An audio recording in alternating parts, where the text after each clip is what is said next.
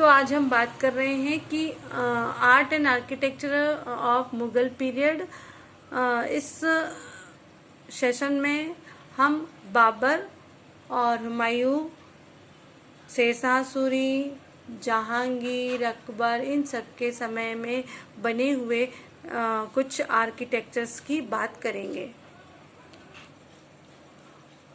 So I am firstly tell you Babur के समय की इमारतों में जो आज हमें शेष देखने को मिलते हैं या जो उसके समय में बने हुए जो कलाकृतियाँ थी वो हमें पानीपत के काबुली बाग में स्थित मस्जिद से देखने को मिलती है। रोहेलखंड की एक और मस्जिद देखने को मिलती है। बाबर के शासनकाल की तीसरी मस्जिद अयोध्या में जो बनी हुई है, बाबरी मस्जिद के नाम से जो प्रसिद्ध है, वो बाबर के काल में ही बनी है। चूँकि बाबर का शासनकाल केवल 4 साल का था, इसलिए उसके शासनकाल में बहुत ज़्यादा इमारतों का निर्माण नहीं हो पाया। तो उसके समय की जो भारत में हमारे सामने जो कलाकृति थी वो केवल यही 3 थी। फिर इसके बाद जो आता है, हम देखते हैं यहाँ पर हुमायूं की बात करते तो हुमायूं का कार्यकाल बहुत समय तक नहीं रह पाया भारत में, चूँकि मुगल शासक था हुमायूं, लेकिन उसको इतना समय ही नहीं मिल पाया भारत में शासन करने का कि वो किसी प्रकार के निर्माण कार्य को कर पाता। उसके बाद शेरशाह सूरी की बात करते हैं तो शेरशाह एक केवल महान शासक ही नहीं बल्कि एक अच्छा निर्माता भी था। उसके शासनकाल में कई सारे फोर्ट्स, सराय और बिल्डिंग्स के निर्माण किए गए, जिसमें पंजाब तथा रोहतास में किलों का निर्माण करवाया गया, जो स्थापत्य कला की दृष्टि से बहुत स्पेशल हैं। और उसकी 2 इमारतें जैसे जो हैं वो सहस्राम का मकबरा और दिल्ली के पुराने किले में स्थित एक मस्जिद है जो विशेष रूप से उल्लेखनीय है। सहस्राम का जो मकबरा है वो विशाल वर्गाकार झील के मध्य एक वर्गाकार ऊंचे चबूतरे पर बना हुआ है। फिर हम इसके बाद बात करेंगे अकबर कालीन स्थापत्य की। शेरशाह सूरी के कार्यकाल में बहुत स्थापत्य का निर्माण नहीं हो पाया, पर भी उसके समय का सहस्राम का मकबरा सबसे अधिक प्रसिद्ध है। अकबर की हम बात करते हैं तो अकबर के समय में बने हुए जो महल और मकबरे थे, किले थे, वो विश्व प्रसिद्ध और आज हमारे भारत के लिए विशेष रूप से स्थान रखते हैं, जिसमें हुमायूं का मकबरा अकबर के शासनकाल की पहली इमारत थी। ये 1569 में बनकर तैयार हुआ था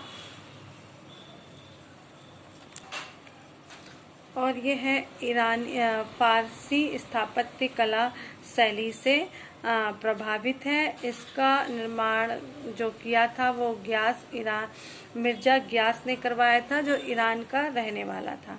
इसके बाद अकबर कालीन जो स्थापत्य है वो आगरा का किला है। आगरा का किला लाल पत्थरों से निर्मित है। आगरा किला अकबर कालीन स्थापत्य कला का पहला एग्जाम्पल या नमूना है। इसको बनाने के लिए कासिम खां के निरीक्षण में यह कार्य किया गया, जो 1565 to 1580 यानी 15 साल में बनकर यह तैयार हुआ था। इस किले की रूपरेखा मान सिंह के द्वारा तैयार की गई, जो ग्वालियर के किले से मिलती जुलती है, और ये लाल पत्थरों से बनाया गया और बारीकी से तैयार किया गया। इस किले के अंदर बंगाल और गुजरात शैली के बने हुए लाल पत्थर की कई इमारतें हैं, लाल पत्थरों से बनी हुई, जिसमें जहांगीरी महल और अकबरी महल विशेष रूप से उल्लेखनीय है। मुस्लिम स्थापत्य शैलियों की अगर हम बात करते हैं तो ये मुस्लिम और स्थापत्य शैली का मिला जुला रूप इन दोनों महलों में देखने को मिलता है। अब अकबर के काल में या अकबर के शासन काल में जो बहुत अच्छा हमें डेवलपमेंट देखने को मिलता है वो फतेहपुर सीकरी का नाम आता है। फतेहपुर सीकरी आगरा से 26 मील या 39 किलोमीटर दूर सीकरी गांव में बना हुआ, जो कि पहले कभी उबड़ खाबड़ गांव, जंगल, पहाड़ों से घिरा हुआ स्थान था। यहाँ पर शेख सलीम चिश्ती का निवास स्थान था या शेख सलीम चिश्ती यहाँ रहते थे। उन्हीं के आशीर्वाद से अकबर को उनके पुत्र की प्राप्ति हुई थी, जिसे हम सलीम या जहांगीर के नाम से जानते हैं। इसलिए अकबर ने यहाँ पर उनकी कृतज्ञता को ज्ञापित करने के लिए इस जंगल को महलों की नगरी में तब्दील कर दिया। जहांगीर ने इस सीकरी के बारे में अपनी आत्मकथा में लिखा है कि 14-15 साल में ही जंगली जानवरों से भरे हुए इस पहाड़ और गांव में जो बाग बगीचे थे वो इमारतें और ऊंची ऊंची शानदार अट्टालिकाएं बन गई। यहाँ पर निर्मित होने वाले इमारत भी बहुत सुंदर थे, जिसमें विशाल राजप्रासाद, निवास, कार्यालय, धार्मिक स्थान, सराय, मीनार, विशाल प्रवेश द्वार, महल, जोधाबाई का महल, मरियम सुल्ताना, बीरबल के महल विशेष रूप से उल्लेखनीय थे। धार्मिक इमारतों में जामा मस्जिद, बुलंद दरवाजा, शेख सलीम चिश्ती का मकबरा यहाँ पर विशेष रूप से थे। फिर दीवाने आम, दीवाने खास और टकसाल, अस्पताल, शाही कारखाने, सराय, मदरसा, कोषागार, ये सब भी अकबर ने यहाँ पर निर्मित करवाए।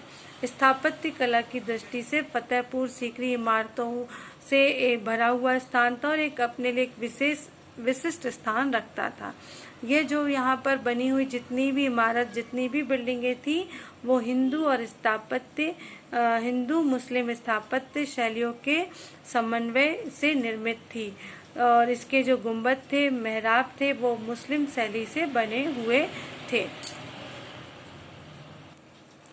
अकबर के काल में फतेहपुर सीकरी के इस इतने सुंदर निर्माण के अतिरिक्त अकबर ने लाहौर और इलाहाबाद और अटक में भी किलों का निर्माण करवाया। अकबर कालीन स्थापत्य कला से प्रभावित होकर राजपूत शासकों ने भी जोधपुर, बीकानेर और अजमेर में भी सुंदर सुंदर महलों का निर्माण करवाया। अब अकबर के बाद हम बात करेंगे जहांगीर की। तो जहांगीर के शासनकाल की बात करते हैं तो जहांगीर को स्थापत्य कला में कोई विशेष रुचि नहीं थी। इससे उसे चित्रकला में बहुत ज़्यादा रुचि थी, इसलिए उसने शालीमार बाग वगैरह का जो हमें देखने को मिलता है वो जहांगीर के काल के ही का निर्माण है। फिर भी जहांगीर ने अकबर के मकबरे का निर्माण जो था उसे पूर्ण करवाया। मकबरे का निर्माण सिकंदराबाद में करवाया, जो अकबर के मकबरे के नाम से जाना जाता है। फिर इसके बाद उसने मरियम उज जमानी का मकबरा और एतमाउद्दौला का मकबरे का निर्माण जहांगीर के काल के सबसे सुंदर कला में जाने जाते हैं। इसके बाद हम बात करते हैं कि जहांगीर ने जो और भी निर्माण कार्य करवाए, वो अब्दुल रहीम खान खाना का मकबरा भी बनवाया, जो एक उल्लेखनीय कृति रही है। शाहजहां कालीन स्थापत्य कला की हम बात करते हैं तो शाहजहां के काल में बने हुए जो स्थापत्य के नमूने हैं उसमें सबसे ज़्यादा प्रमुख हमें जो नाम आता है वो ताजमहल और इसके अतिरिक्त जो था दीवाने खास, दीवाने आम और खास महल, अंगूरी बाग, शीश महल, मोती मस्जिद, जामा मस्जिद, इन सब मस्जिदों का निर्माण भी शाहजहां के काल में हुआ, जो आगरा के आसपास जगह पर हुआ। दिल्ली में निर्मित भवनों में और महलों में दीवाने आम, दीवाने खास, ये सारे चीज़ों का निर्माण शाहजहां के काल में हुआ। जामा मस्जिद, रंग महल, ये भी शाहजहां के काल के निर्मित स्थापत्य कला के नमूने हैं। औरंगजेब कालीन अगर हम स्थापत्य की बात करते हैं तो औरंगजेब को किसी भी प्रकार से स्थापत्य कला में रुचि नहीं थी। फिर भी उसके शासनकाल में स्थापत्य का पता नहीं हुआ, विकास नहीं हुआ। फिर भी उसने अपनी पत्नी राबिया दुरानी की यादगार में औरंगाबाद में एक मकबरे का निर्माण करवाया, जिसे ताजमहल की नकल माना जाता है, जो ताजमहल के जैसा ही निर्मित हुआ था। अब हम बात करते हैं यहाँ पर अगर विस्तृत से तो देखा जाए तो दीवाने खास ये वाइट मार्बल से बना हुआ आयताकार भवन था, जहाँ पर संगमरमर से बने हुए स्तंभ और मेहराब थे। खास महल की दीवाने खास ये यमुना के पास बना हुआ लाल पत्थर से लाल तथा संगमरमर से बना हुआ बहुत सुंदर महल था, जो कि बादशाह अपनी रानियों के साथ यहाँ पर बैठते थे या रहते थे। फिर इसके बाद अंगूरी बाग जो खास महल के समक्ष ही बना हुआ था, फव्वारों से सुसज्जित ये बाग था। इनमें इसके बाद है शीश महल की। शीश महल दीवाने खास के ठीक नीचे बना हुआ था। ये सुंदर ढंग से कांच और सोने के रंगीन पत्थरों से सुसज्जित था। फिर इसमें हमाम और फव्वारे बने हुए थे। फिर मोती मस्जिद की बात करते हैं हम, तो आगरा के किले में बादशाह ने अनेक मस्जिदों का निर्माण करवाया। इनमें सबसे जो अनुपम कृति है जो वो मोती मस्जिद के नाम से जानी जाती है। जामा मस्जिद का निर्माण शाहजहां की पुत्री ने आगरा के किले के बाहर करवाया था और इस गुंबद में संगमरमर और लाल पत्थर के जड़ाऊ से काम किया गया है। ताजमहल के बारे में मैं बता चुकी हूँ कि ताजमहल यमुना के दाहिने किनारे पर मुमताज महल की यादगार में निर्मित किया गया एक मकबरा है, जिसे हम ताजमहल के नाम से जानते हैं, और यह मुगल स्थापत्य कला की अद्वितीय और अनुपम कृति है।